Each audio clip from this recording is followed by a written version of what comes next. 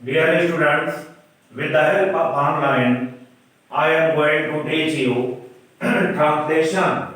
But in translation, I will teach you future indefinite tense.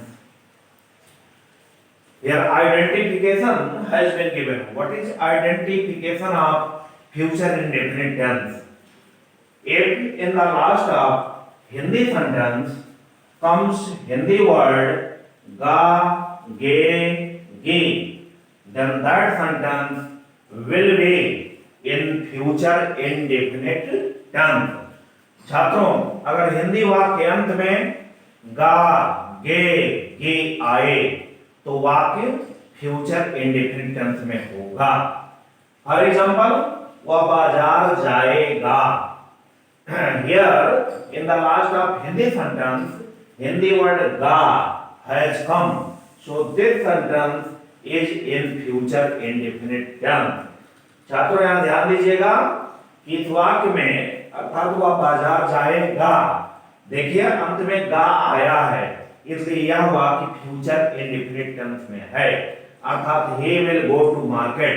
अंग्रेजी के वाक्य में आप कैसे पहचानेंगे कि वाक्य फ्यूचर इंडेफिनिट टेंस में है? जिस वाक्य में हेल्पिंग और विल या शैल लगा रहे और उसके साथ वर्ब की फर्स्ट फॉर्म दिया रहे, वह वाक्य फ्यूचर इंडेफिनिट टेंस में होता है. दूसरा एग्जांपल देखिए, सुमन निबंध लिखेगी. Here in the last of Hindi sentence Hindi word गी has come. So this sentence is in future indefinite tense. छात्रों ध्यान दीजिए, दूसरे वाले में सुमन निबंध लिखेगी, इसमें देखिए अंत में गी आया है, इसलिए यह फ्यूचर इंडेफिनिट टेंस है.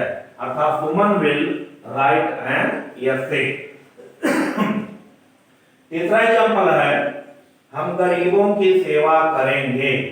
Here in the last of Hindi sentence Hindi word गे हैज कम.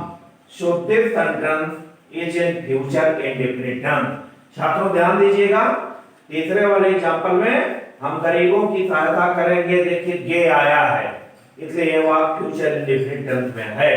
अर्थात we shall help the poor.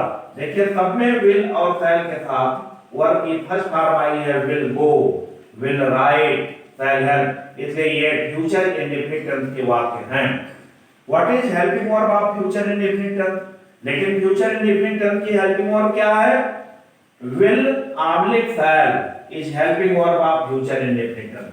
Future indefinite tense की हेल्पिंग वर्ब will और शैल है.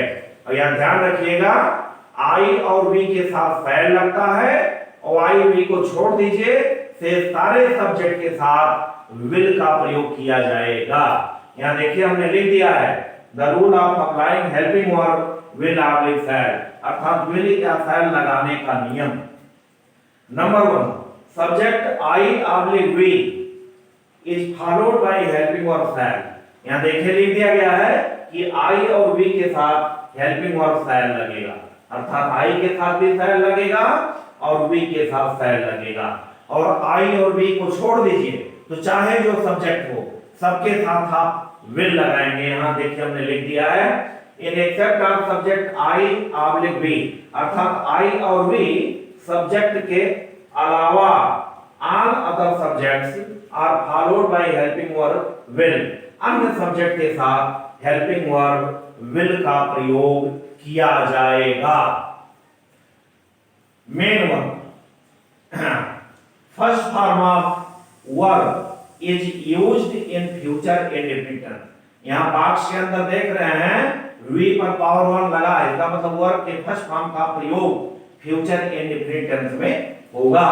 वार्निंग, यहां चेतावनी दी गई है कि अगर वाक्य में अवश्य आए तो विल के स्थान पर शैल और शैल के स्थान पर विल लगा देने पर आपको अवश्य की अंग्रेजी नहीं लिखनी पड़ेगी.